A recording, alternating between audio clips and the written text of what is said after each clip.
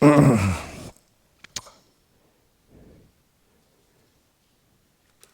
speaking of Radha.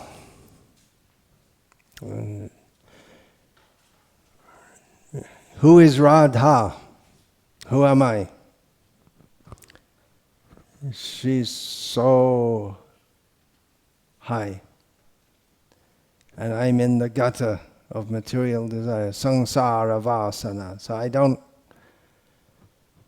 understand. Logically, it doesn't seem to make any sense. But it tastes good. Is that a good reason? Philosophically, it tastes good. Philosophically, no, it's not a good reason at all. Because what happens to what tastes good? What do you know from Bhagavad Gita? What do you know? Vishayendriya samyogam. Pariname. What am I? Yattadagre vishamiva pariname. No, that's in the motive. Vishayendriya samyogam yattadagre mritopamam pariname vishamiva tatsukam rajasam smritam. The happiness that comes of contact with the senses and the sense objects seems like nectar in the beginning. It tastes good, but it turns to poison, that is happiness, in the mode of passion. And furthermore, yehi sangsparshaja bhoga dukkha yone evate adyantavanta konteya nateshu ramate buddhaha. Happiness which is derived from sensing, the interaction of the senses with the sense objects, that enjoyment, that is the cause of all distress, beginning, middle, and end, and therefore intelligent people don't take part in it. Therefore, it's not at all a philosophical thing to say that it tastes good, so let's go for it. That love, atendriya priti vancha, tare bole kam, the love which is actually the lusty desire for enjoying one's senses, that has a specific object.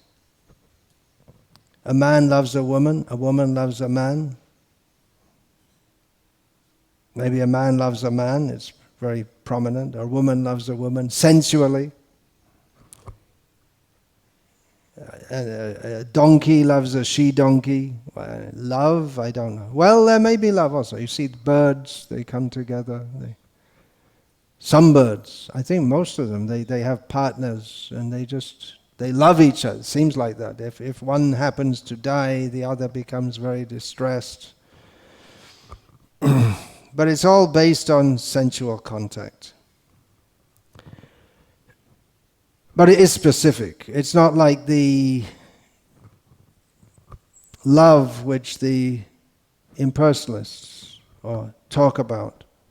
Because they see that specific love, it leads to distress. It's philosophical understanding and philosophy, it's anyone can see. Everyone sees, but it's pashyanapi na pashyati. We see, but we don't see. See, but we don't see means that we don't want to see because it tastes good and we don't know anything better. But those who are philosophical, they see this is all suffering, therefore stop loving. That sounds too harsh. Therefore they say, well, we love everyone. We have cosmic love for everything and everyone. Or Buddhism, especially Mahayana Buddhism. Compassion. This word compassion is very popular nowadays. That's the buzzword of Mahayana Buddhists, that you don't have to go through all this difficult meditation that Buddha taught, just Buddha loves you. That's all. Or New Age, feeling for others, for everything. So Buddha, but this compassion, what kind of compassion is that? Where love means one person loves another, and you may have some phantasmagorical idea of loving everything and everyone without loving Krishna. But the first thing he tells you is that you're not a person. Anatma, there's no eternal living being. You don't exist. And the ultimate goal is to enter into non-existence. So I love my wife, but you don't exist. And I don't exist. And the love doesn't exist. Nothing exists. And you can't say it is, you can't say it exists, and you can't say it doesn't exist. And go on. I don't like this. It so much doesn't exist that you can't even imagine it. Something which is actually non-existent, you can't imagine it, just like a svakalapa. What is a svakalapa? Can you imagine? No. It doesn't exist. You can make up any funny words. Maybe it means something in some language, but you can make up any kind of word. Or you can have a what should we call it? Impossibility. There must be some philosophical term for this. We'll just say impossibility. A square circle. Can you imagine a square circle? That's linguistic bamboozlement to talk about a square circle. But love means specific. And love between Radha and Krishna is specific. It means that Radha loves Krishna. There's a specific object of that love. It's not just you love buzzing around in the Brahmajyoti, or you become the Brahmajyoti and you're pure consciousness, which is nonsense. Pure consciousness, you're consciousness of what? Consciousness means you have to be conscious of something. This Descartes said, cogito ergo sum. I'm cognizant, I think, therefore I exist. But he has to be cognizant of something that he's of himself. But if he thinks that I exist, then what he thinks about that I-ness is separate from what he's thinking of. You get what I mean? So there are already two things. We start off with duality right at the beginning. So this idea of cosmic consciousness, we are conscious, but you're not conscious of anything. That means you're unconscious. When you're unconscious, you're not conscious of anything. That's the simple definition of unconscious. So Radha, Krishna, Prem, the object is, subject, object is Krishna. Technically, Krishna is the object of love for all living beings. The technical language, this is Chaitanya Charitamrita. I'm not making this all up. All these things I've been speaking in the last few days, a lot of it is Chaitanya Charitamrita topics. Not the Buddhism. We also have to, in our own small way, assist Srila Prabhupada in his mission of Nirvishesha Shunyavadi Paschatya Desha Tarne, delivering the Western world from impersonalism and voidism. Where is the West? We're not in the West, we're in India, right? Well, Paschatya Loke Shabmura Anacha. The West, according to Chaitanya Charitamrita, is where everyone is a murha, a fool, and doesn't behave properly. So India has become the West also. Everything's the West. We should look to the East, the rising sun. Vande Shri Krishna, Chaitanya Nityanando, Sahodito, Godo Deye Pushpavanto, Chitro, Shando, Tamonito. They have arisen on the horizon of Gaura. This is the beginning of the world. Begins on the horizon of Gaura. They've arisen to wonderfully bestow benediction upon all. And they're not Buddhists. They came to teach us about Radha and Krishna. Krishna is the object of love for everyone, except one person. Who is that one person? Krishna. Krishna is in love with Radha, particularly. He loves everyone. But particularly he's in love with Radha. Therefore she's called the ashraya of his love. She's the where it gets reposed. But it's round the other way for Radha. For Krishna, it's round the other way for Krishna. Radha is the object of his love and he is the ashraya. He is the repose, or where it exists. It exists. Radha Prem exists in Krishna, but ontologically everyone loves Krishna. And then we come there, discussions of gopis who love Krishna and Radha the same, and some love Radha more, and these become very esoteric topics. So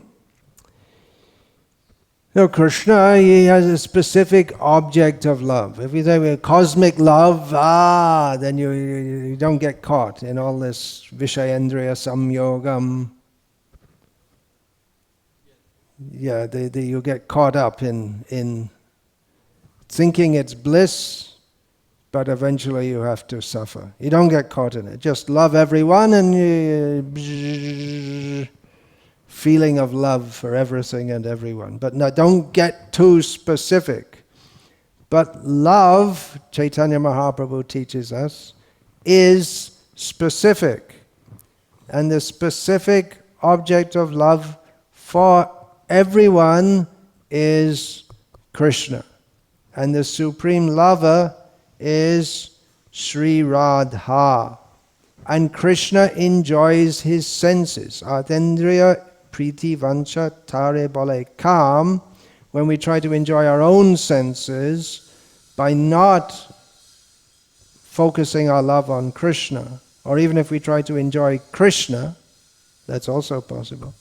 That's also called lust. Therefore, Kubja's attraction to Krishna, that was not pure. She was also attracted to Krishna, but for the sake of our own sense gratification. But Krishnendriya priti ichha dhare premana. If we atendriya priti vanchatare balekam Krishnendriya priti ichha dhare premanam. Love means to satisfy Krishna's senses. So it's going on. There's sense enjoyment means there are objects to enjoy. It's not impersonal. It's not just all one. Krishna enjoys Radha's form, to see her, to touch her, to taste her lips, to taste the food she cooks, everything. Madhuradhipater akilam madhuram. He is the Lord of sweetness and everything about him is sweet. But he's also God, which means that he has to sometimes punish. So he's not always sweet. He gets his sweetness from Radha. She's always sweet. She doesn't punish anyone, except sometimes she punishes Krishna because he gets out of control sometimes. But that's not for very long. So there are specific objects of Krishna's love, and everything is meant for Krishna's enjoyment. As long as we are trying to enjoy this material world, then we see it as an arena for our enjoyment. And then when we see in Krishna consciousness Everything is meant for Krishna's enjoyment. It's not that we give up the world. We can't give up the world. We can try to give up samsara vasana, the desires for enjoying this world, but we can't give up the world. The idea of giving up the world is better than trying to enjoy the world. The example is given that someone may drop his purse on the ground and one person picks it up, sticks it in his own pocket and takes the money to enjoy for himself. So he's a rascal. He's a sense enjoyer. Then someone else will say, no, it doesn't belong to me. I won't touch it. So he's better. He's a moral person. He doesn't want to enjoy that which is not meant for him. But the best person is someone who picks it up, finds the owner and returns it. We should know that everything is meant for Krishna. Not that Krishna lost anything, but we lost it. We lost our sense of Krishna consciousness. Everything is meant for Krishna's enjoyment. So Krishna's Vishayendriya samyogam yattadagre mritopamam pariname amritam. It becomes more anandam buddhi vardhanam. By chanting Hare Krishna, we become plunged in the ocean of bliss, which is ever increasing. And we also increase Krishna's happiness. Krishna becomes pleased when we chant his holy names. And what are we chanting? Hare Krishna, Krishna Krishna, Hare Hare. Hare Rama, Rama Rama, Hare Hare. Hey Krishna, oh energy of Krishna, please engage me in your service. So anything which seems sweet in this material world turns to poison. But with Krishna, Radha, Krishna love, the enjoyment, it doesn't become stale. It becomes fresher and fresher and fresher. That's real love. Real love. This way the Mayavadis are way ahead of the Buddhists because they have some idea of love. Not much expressed actually in Shankara's teachings, but it's extrapolated later. There's some idea of love for all beings. Even Buddha, I can never understand if you get nirvana, why do you bother about trying to get other people into it? If it doesn't exist, it doesn't not exist. You can't say it exists, you can't say it. Why do you bother? Or the atheists like the Dawkins and company, they say, well, everything's just like we have our Dr. Ramesh doctors. Everything's just energy. You see, physics proves everything's just energy. So. Why bother? Why bother becoming liberated? Why bother trying to make the world a better place? It's just all atoms floating around. Our existence is just some idea that there's no actual existence. It's just a conglomerate of energy, that's all, which doesn't really exist. Pain and pleasure, there's no meaning to there's no meaning to it, there's no purpose in the universe. Satyam apratishtam te jagad ahur anishvara. So why do they bother? I saw once, a few years ago, there were all these atheism debates that were going on. It was quite popular at the time. And Christopher Hitchens, one of the great atheists of the time, he was asked at the end of a talk in America, although he's from Britain, Christopher Hitchens, R.I.P., rest in peace, probably not very peaceful. He departed to the land of nowhere, he didn't go anywhere, and he wasn't a Buddhist. He believed that when the body is dead, everything is finished. He's wrong, but anyway, he was asked. Someone asked him, well, why do you bother? If you're an atheist, why do you bother going around and speaking? The person didn't articulate the question more. And he said, well, you see, he replied, you see, there's all this Islamic terrorism, so we have to counter this idea that there's a God. because it's causing so much problem in the world. He did not like to be called an atheist. He said, I'm not an atheist, I'm an anti-theist. So why did they bother? Why do they bother? Why do we bother? Yes, we should be bothered. We should be bothered with every single detail. There's an English saying, the devil is in the details. I don't know exactly the source of it, but the real saying should be Krishna is in the details. If we want to serve Krishna nicely, we have to see every detail is nice. No inconvenience for Krishna. Krishna has Shatakoti Gopi. That's an underestimate, but it gives some idea. He has 100 times 10, 1,000 million. That's a billion gopis. And more. Just to make sure every detail is correct. It's like in a delicate operation, whether it's a surgical operation or some... say you just happen to be fiddling around in your backyard and you're making a nuclear bomb. It has to be exactly right, otherwise it won't work. So let's say a chemical plant. You better edit that out, otherwise they'll arrest me and come and check and see if we're making nuclear bombs here. We're not. Hope you believe us. Anyway, if there's a nuclear bomb, we're all going to die anyway, and there's nothing after that, according to the people who make the nuclear bombs. So, what does it matter whether we get killed now or... Anyway, Hare Krishna. No nuclear bombs. In a chemical plant, you have someone to check, right? Someone does it, but there has to be a always have to check, see everything's in order before you put every time a plane flies in the sky. Except it seems in the times of the Soviet Union, when the planes were always falling out of the sky. Every time, everything has to be checked. Every little bolt.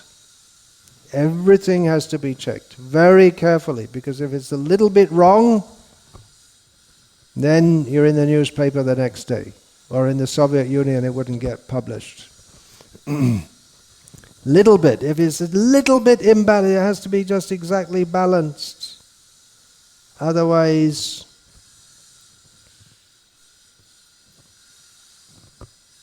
the plane crashes. Every balance and so many different things. Little bit going, tiny little leak in the fuel supply, and everything. So all the details.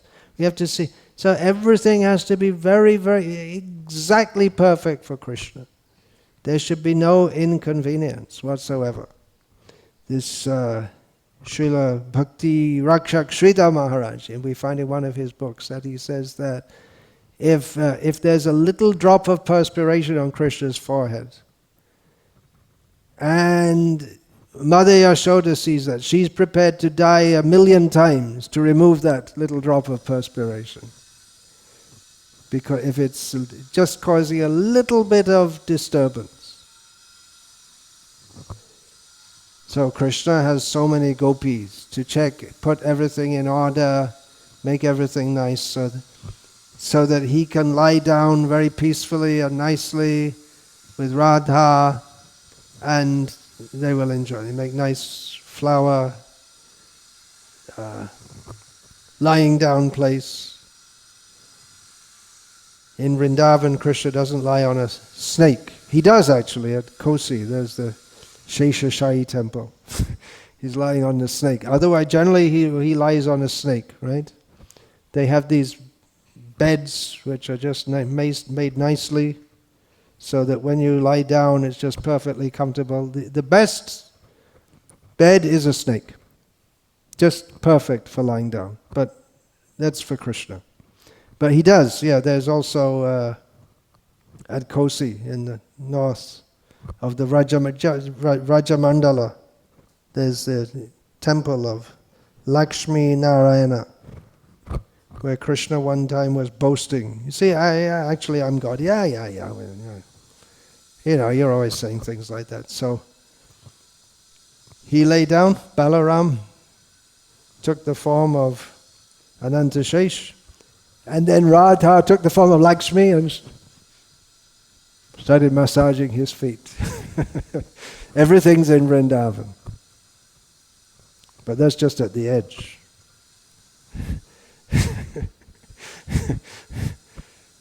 Lakshmi's on the other side of the river. She's standing there on the other side of the river, watching the Rasalillah and thinking, I couldn't join.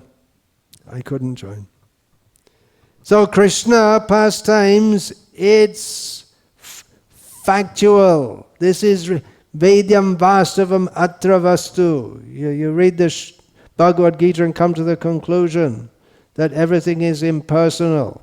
And Vedya says, no.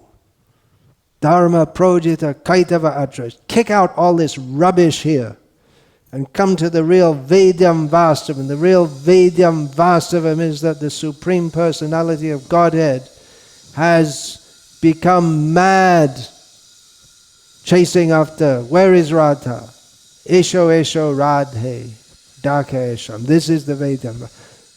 He gives a hint in the next verse. Pibata Bhagavatam Rasamalayam Muhuraho Rasika Bhuvi Bhava. He gives some hint of that. This is specific love, real love. This is what we're all searching for.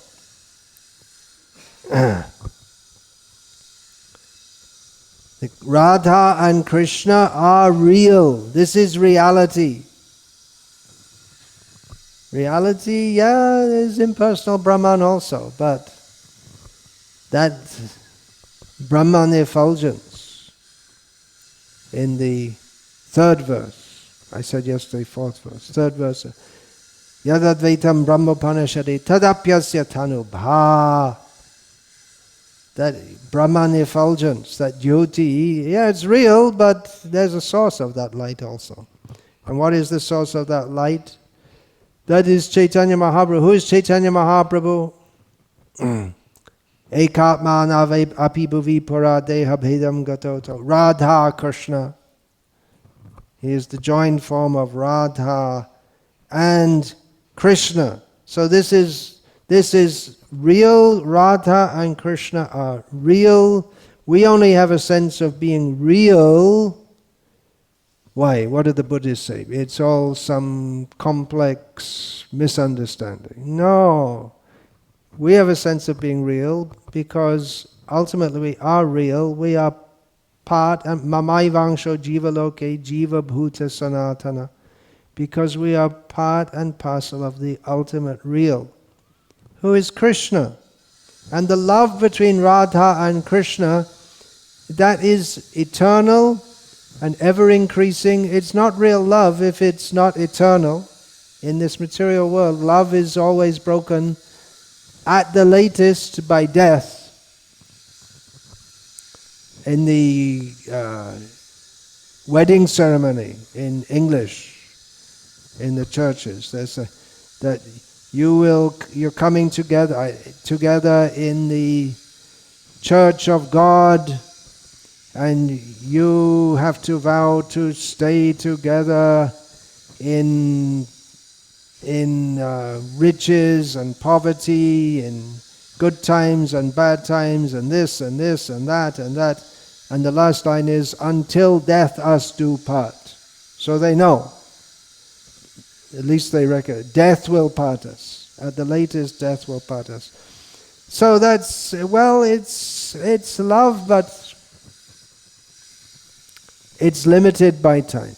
And I guess most people nowadays, if they bother to marry at all, they don't do it in a church because they already made a divorce contract, a marriage contract, in which they say, well, just if we happen to divorce, then to save the legal hassles in future, we'll make a clause that you get this much, I get this much, and I won't claim anything else. So what are they going to say? That I vow to stay with you, we'll live together in wealth or in weal, and so on until death. They're already at the marriage. He's looking at some other girl, she's looking at some other man and saying, oh, I'll try this out for a few months, and then they look pretty good. It doesn't matter if they're married to someone else. And it goes on like that. But Radha and Krishna love, that is real. This is the actual reality. It's tangible, solid if you like. Well, love is not really solid, but it's more liquid, right? It's always flowing. It's not stiff or stuck in one place or one position. It's tangible, it's real, it's attainable. This is what Chaitanya Mahaprabhu tells us. It's not just something that we hear about and that we think about, or that is something somewhere a long way away and it's got nothing to do with me. It is attainable. Chaitanya Mahaprabhu teaches we can join Radha and Krishna. Srila Prabhupada writes in the purport to one of the songs, in this that Songs of the Vaishnavacharya, I think it's a Gaurangara Duti Pada. He says that the aim of this Krishna consciousness movement is to join Radha and Krishna in their pleasure dance. So it is attainable. We can join in. Chaitanya Mahaprabhu comes to invite us. Krishna comes to show us how enjoyable his pastimes are. I've been telling you, love is pain, but it's enjoyment.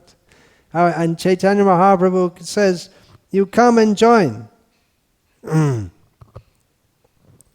We're talking all this time about Radha and Krishna, the love. What does love mean? It means the infatuation. You know the Tamil word for infatuation? It means when people love each other in the beginning. They can't think of anything else. And in respectable Hindu families, you don't get that anyway. It's the infatuation love, that's the Vishayendriya Samyogam type of love, where it starts off and just dies down until it till it fades out. But the respectable Hindu families, it starts off steady and it continues steady. That's the traditional model.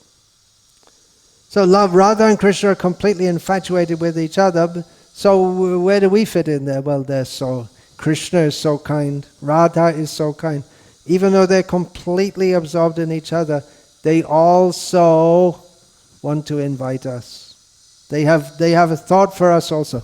Even though Krishna never thinks about anything but Radha ever, he also thinks about us.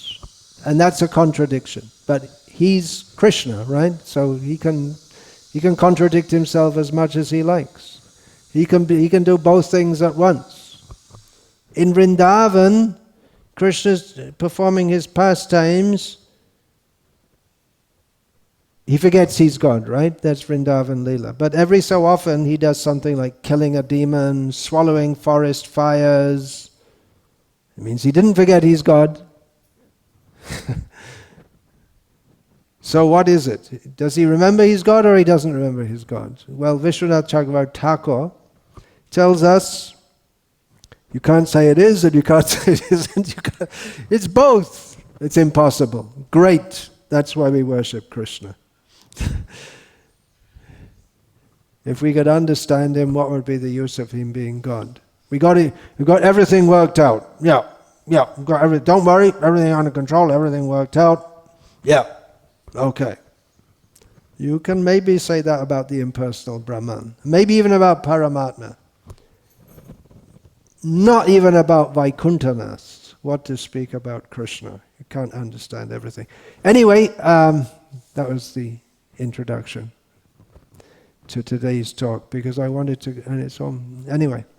I wanted to get back to some things which I stated before. Yeah, we finished yesterday quoting that Gopiyanu Gatya Bina Aisharja Gyane Bajileho Napai Brajendra Nandane.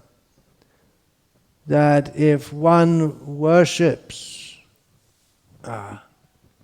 Krishna without taking shelter, without following in the footsteps of the gopis, and worships Krishna in a mood of opulence, with knowledge of his opulences, then one cannot attain Krishna in Vrindavan.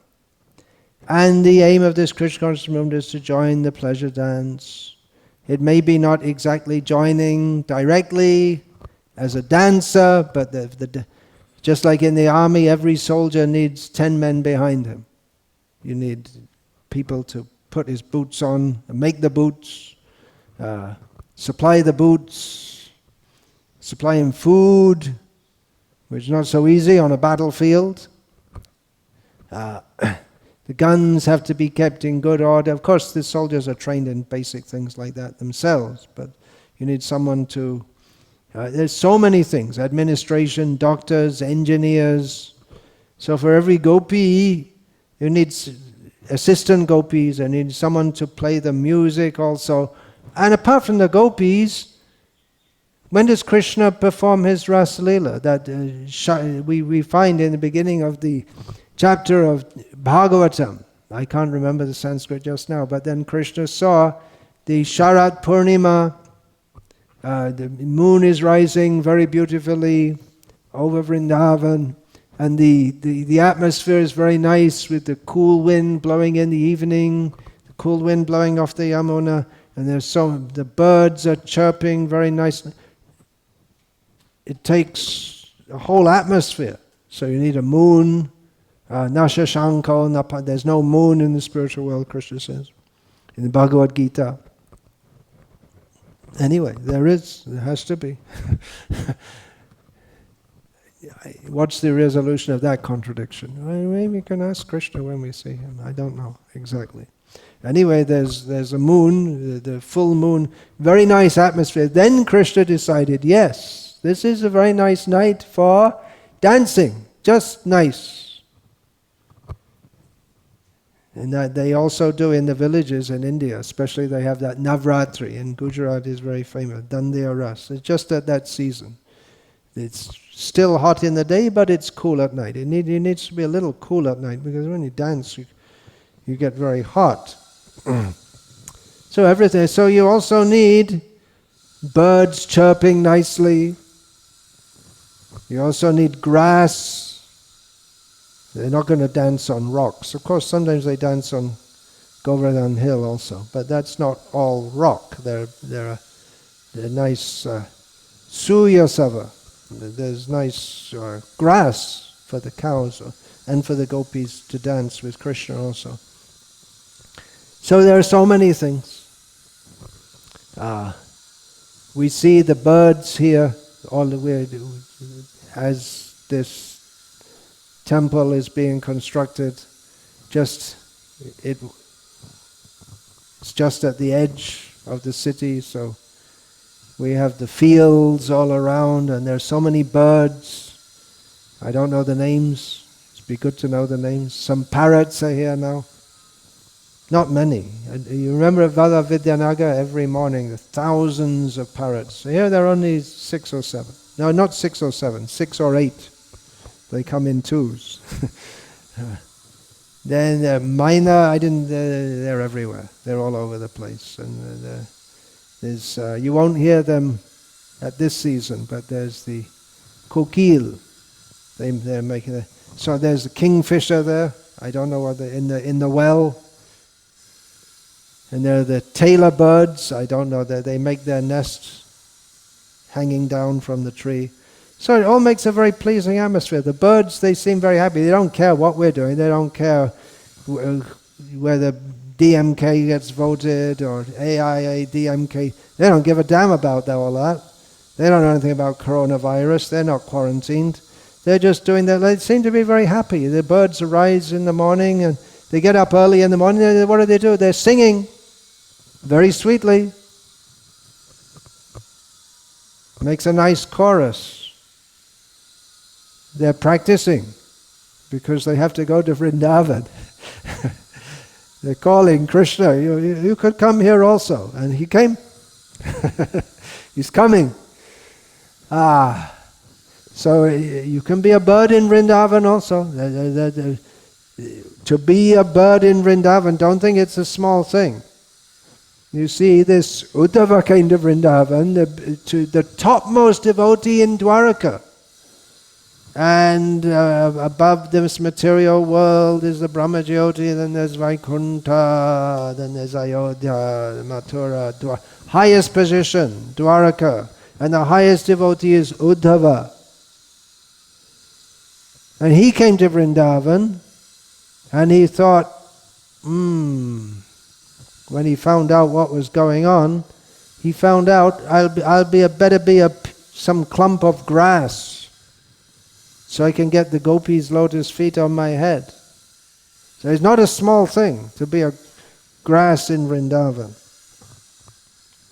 It's not a small thing, it's a very big thing. That just shows how the Vrindavan is so much superior to all other abodes, that the Shanta Rasa of Vrindavan is more elevated than the Madhur Rasa of anywhere else. It's inconceivable. Simply inconceivable. Shall I go on? They're talking about Uddhava. Somehow got back to Uddhava. He's still there in Vrindavan. He managed to get a spot in Vrindavan. Uddhava came to console the gopis who were suffering in the pain of separation from Krishna. And Krishna was suffering, thinking of them. So he sent from Mathura, sent Uddhava to tell the gopis, don't worry, everything's okay. Krishna's God. He loves you. Everything will be all right. And the gopis saying, yeah, we know he loves us, and that's all right, but where is he? If he loves us, why does he come here? We don't want philosophy, we want him. So Uddhava spent 10 months, first he came and spoke philosophy. Yeah, this is right. Because he's a philosopher, he learned from Brihaspati. He came, I'll speak, very good philosophy. Yeah, that will convince them. It's Krishna's message, and I'm his dearmost devotee, he thought, until he went to Vrindavan. I'm his dearmost devotee, and I'll go and give them philosophy, and then they'll understand. Then everything will be all right. So he spoke philosophy, they said, we don't want this philosophy. Then he spent 10 months in Vrindavan, forgot no more philosophy. Just talking about Krishna's pastimes, Krishna's qualities. And then he was learning from them. He came to teach them, and he ended up learning. What is that? There's a saying, I came to scoff, but I stayed to pray. There's a saying. It's not exactly applicable here, but a little bit applicable. Philosophy didn't work.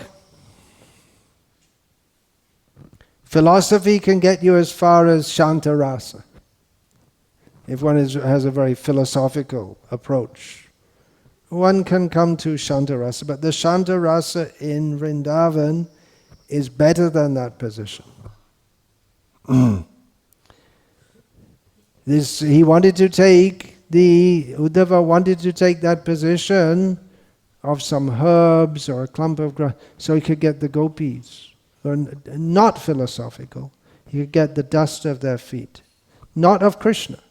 Krishna, yes, he'll get also. But he wanted the gopis. He wanted the gopis. Foot dust on his head. So this Shantaras in Vrindavan, the birds, every Kujat Kokila, Hangsa Sarasa Gana Kirne Mayuru Kule. It's all filled up. Vrindavan is filled up. There's some birds are mentioned, and then the trees. The trees are great personalities. They're bowing down to offer Balaram their different fruits and flowers. The gopis were not impressed, not at all interested. Yeah, okay, he's God. Now, how is that going to help us? He's got so many other things to do. Being God, he's got to look after the whole universe, and especially the yadus and this and that. He's got so many others to look after and think about, but we don't have anyone but him. What is our position? We're not Brahma, Varunendra, Rudra, Maruta. We're not going to start praising him like that. And Vedai Sangha Padakrama Kramo Panishadharga Yanti Yang Samagaha. All the Vedas are praising Krishna. Well, they also came and joined us, right? The Vedas, they became gopis. So what are you talking all this Vedic knowledge, but when you really understand the Vedas, my dear Uddhava, then you come and join us. Become a gopi. There's so many gopis. Somewhere in Mithila, the young girls, when Rama came, they saw Rama, but he's only going to marry Sita. So they also desired him. Similarly in Dandakaranya, so many rishis, they saw Rama and thought, oh, we'd like to relate with you as Sita does. Okay, next time. Just wait a little bit. I'll be back soon. You can marry me then. And so many Rishichari, Munichari, they became. And so Krishna, every time he's so lusty after women. He keeps on taking his pastimes in different universes and picking up more and more gopis every time. So where are we going to fit? There's room for everyone. He's dancing with all the gopis and everyone thinks that he's just dancing with me. And it's unlimited number and it's always increasing. That's Krishna's mercy. So there is a chance to join that. But the gopis, when you get there, then there's no more study the Vedas, this philosophy, svata pramana, parata pramana. That the parrots do at Mahishmati, when the young Shankara came to Mahishmati on the Narmada, the holy river Narmada. Then he was looking for the house of Mandana Mishra, the great Mimamsa exponent. And he asked some village women he was a sannyasi, but he could speak with the local women. It was allowed. Seems from the Shankara, they're very strict sannyasis. But he asked, and they told him in Sanskrit, that you find that house where the parrots outside are discussing what is svata pramana, parata pramana. What is the nature of cognition? Is it something in our mind, or is what we perceive due to what's there, or is it due to what we perceive? These kind of discussions. In the Mimamsa school, there's divisions. Svata pramana, what we perceive in our mind, and is the cowness of a cow due to what we perceive, or is it due to something inherent in the cow? These kind of discussions are going on. Not in Vrindavan. Then you have to go north a little bit. Come north from Mahishmati. And come north, and then you can. Then what else is there? Vaidai Sangha Padakramisha. Then Dhyana Avastita Tadgate. That was the complaint of the gopis. That was the complaint. You see, the yogis, they meditate upon him in their hearts, and you're talking all these talks about us, and we know Krishna, Vyasadeva calls him Yogeshvara. Yatra Yogeshvaro Krishna. Yatra Partadana Daraha. Tatra Shir Vijayo Buddha. Dhruvaniti Matila. He's the Yogeshvara, the supreme among all the yogis.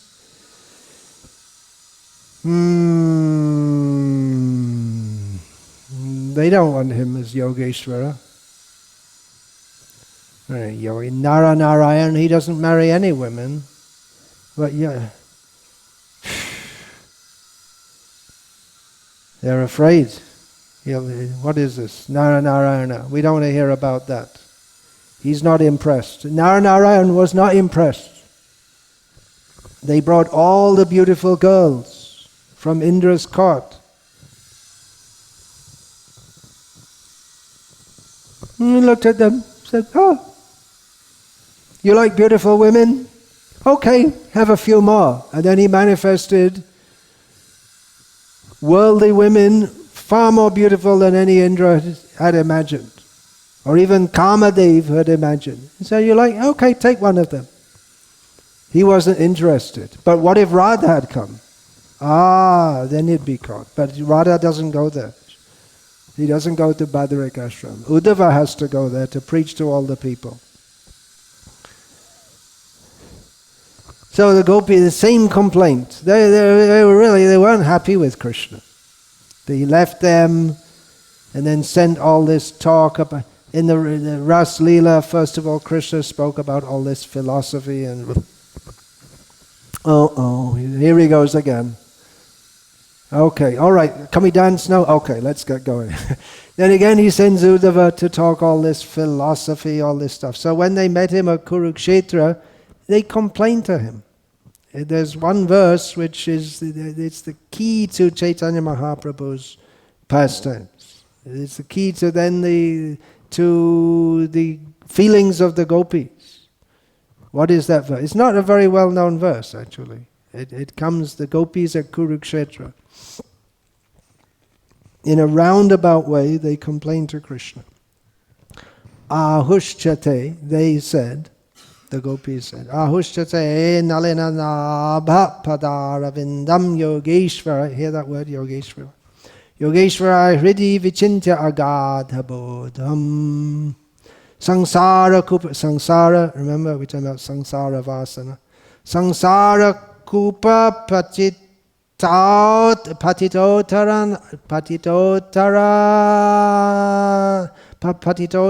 avalambam. Geham jusham apimanas yudyatnaha. They complained to him in a roundabout way, praising him, that you have the navel like a lotus. Yeah, you're Mahavishnu. We know all that kind of stuff. Yeah, you're Mahavishnu. And the yogis, they meditate on your lotus feet within their hearts with very deep absorption to become lifted up from the samsara kupa, the deep dark well of material existence. But we are just housewives. What do we know about all this stuff? We're in the samsara kupa, we're not yogis. Why do you talk to us like we're in the samsara kupa? But we are nevertheless praying that you arise within our minds, within our hearts. So we know you're a great yogi, Krishna. You're the greatest, okay, you're the greatest yogi. But you're not a real yogi. You're a bluffer, mityachara sa uchyate. One who outwardly controls his senses, but in his mind, you said it yourself in the Bhagavad Gita, in which you're called Yogeshvara.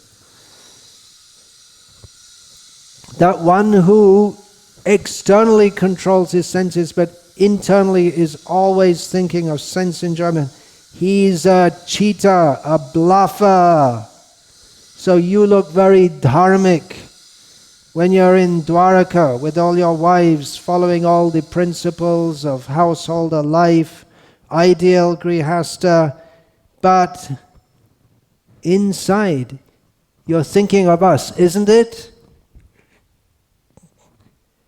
Admit it. We are afraid to come to Vraja, because then again, samsara vasana, now you're just about managing to control your senses in Dwaraka and having a very dharmic, very properly controlled householder life, following all the rules and regulations. But within your heart, all you want to do is to come to Vrindavan. But you're afraid, then again those samsara vasana, those deep-rooted desires for enjoyment will arise in your heart and you'll again become bewildered. You're afraid to go. But anyway, we came to pull you. You don't want to go, you do want to go. Do you want to go?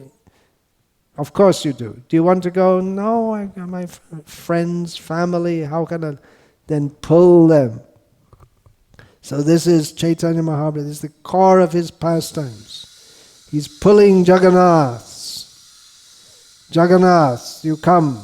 Forget all this Jagannath business. You have to again become Gopinath. Let the Jagat, you let, they call him Parameshwara, right? Lord Shiva. Let him look after that. Vishwanath. You come here and be Vrajanath. You come here and be Gopinath.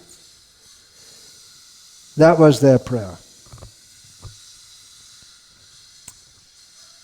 Just one correction from yesterday. I said that Gaur Bhagavan, that's not there in Chaitanya Charitamrita. Actually it is. That is the Mahaprabhu Bhakta Garner, Vairagya Pradhan Jaha Deki Prita on Gaura Bhagavan. Chaitanya Mahaprabhu's devotees, in their character, the detachment is prominent, is chief. Seeing this, Gaura Bhagavan, the Supreme Lord, he's very pleased. Supreme Lord Chaitanya Mahaprabhu. Yeah, so, but that's in relation with Madhavendra Puri. But anyway, in Chaitanya Charitamrita, we find Chaitanya Mahaprabhu not portrayed exactly in the same way as Chaitanya Bhagavat. Hare Krishna. All glories to His Divine Grace.